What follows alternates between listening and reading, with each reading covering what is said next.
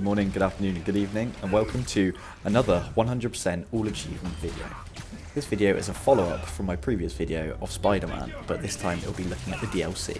As with the previous video, I'll be looking to get all the achievements and 100% each of the DLC campaigns. There are 3 in total, and none of them particularly long, but they're all pretty good fun and added to the story from the original base game. So please sit back, relax, and enjoy.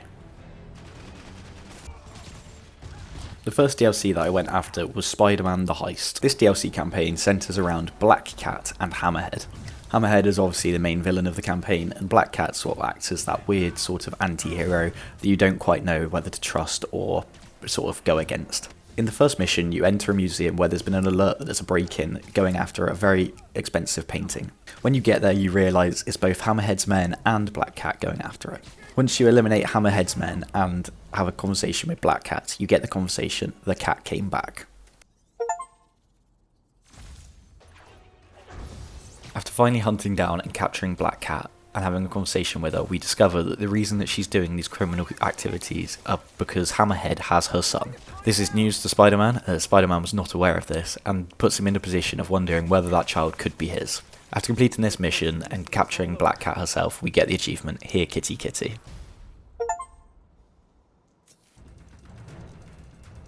Like in the main game, there are achievements for completing all of the crimes in a section of the map. For doing this in this DLC campaign, you get the achievement, "Disorganized Crime." And like the main game, there are a couple of other crimes that exist in the DLC campaigns. In this one, there is a crime where you use Spider-Bot to go and disarm little bombs that are scattered around the streets of Manhattan. I wonder if I can program them to clean my apartment.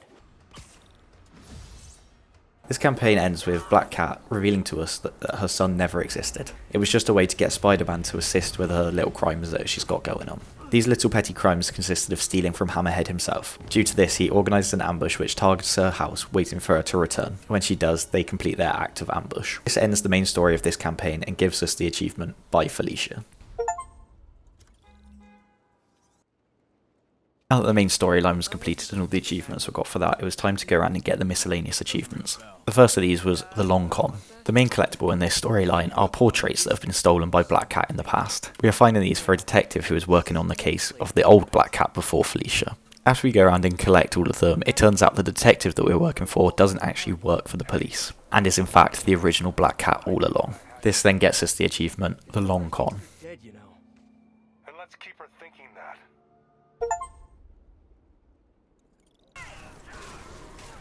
In the main campaign, we take out Taskmaster after completing all of his challenges. This therefore means he isn't available to give us challenges in the DLC missions. Unfortunately, this means that Screwball is about to do it for him. Screwball's similar to Taskmaster, but she's more interested in recording these challenges to share with her subscribers online. After completing all of her challenges in the first DLC campaign, not really worrying about the grade you get the achievement Screwy. After getting this achievement, it meant that I'd 100%ed this DLC campaign and got all the achievements, so I got the overall big achievement called Seduced by the City. That's awesome. I should put that on a business card.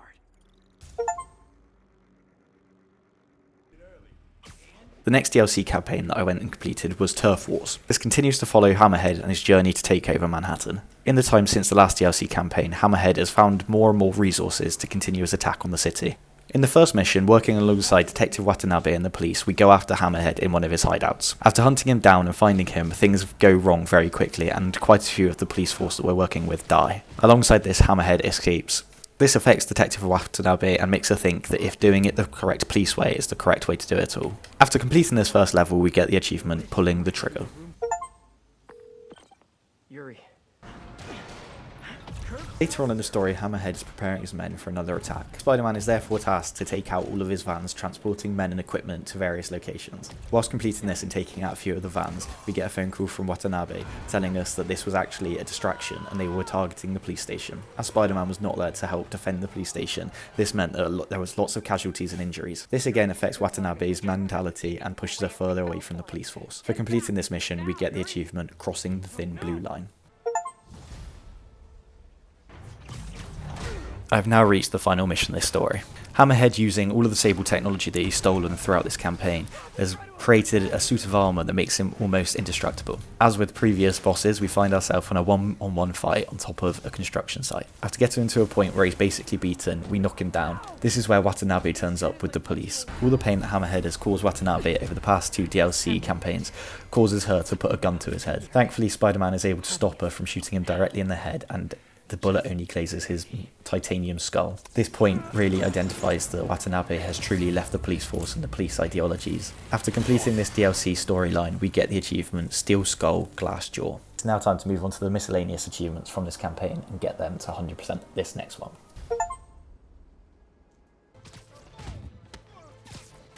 As in the previous DLC campaign, there is an achievement for completing all the crimes in a certain area. I managed to do this and I got the achievement Gang War. The next achievement I went after was Prohibited. Similar to the main game, there are bases that are full of Hammerhead thugs. This time they are Hammerhead fronts. Once you eliminate all of Hammerhead's thugs within one of these fronts, you then have to look for some resources that have been hidden away. After you find them, you then complete that task. There are 4 or 5 of these scattered across the map, so once you've completed all of these, you get the achievement Prohibitation.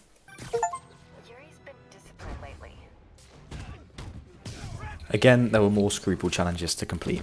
These are the same as the ones in the previous DLC campaign. Again, there's no real challenge to get a certain score, but once you've completed all of them, you get the achievement Turning the Screw. I can do better.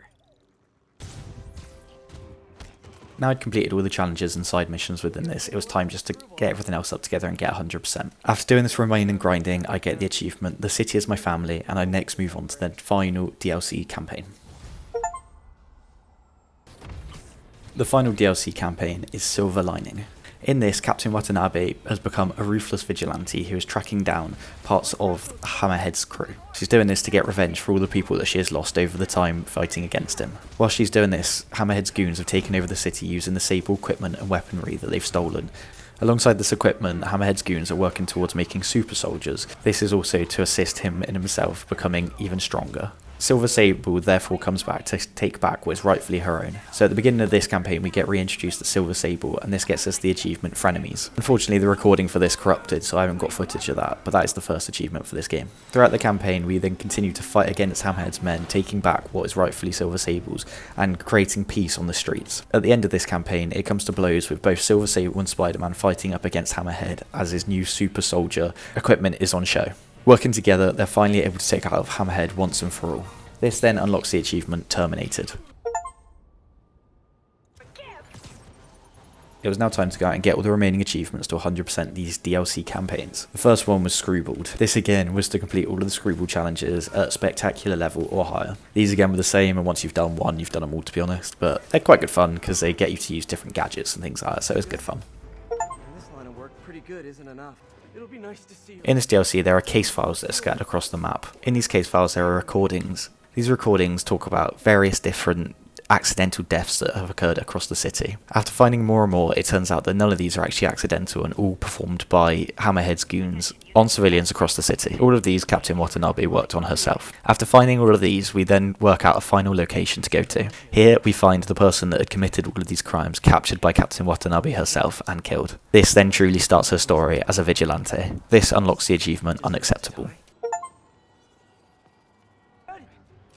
After completing the Aiding a Human mission, you get the achievement Wages of War. These side missions basically are you fighting against the goons that are using the Sable equipment and winning it back. After winning these battles and getting the equipment back, we make sure that it gets given to the right people to be used in the fight against crime. After completing all of the Screwball challenges across the 3 DLC campaigns, it's now finally time to go after her herself. To do this, we crash a party that she's hosting to celebrate all of the followers that she's gained by watching us complete all of the challenges that she has set. After chasing her through the city over the rooftops, we then get the achievement Unplugged. This then leaves us with one last achievement to get to complete all of these campaign missions and do it 100%.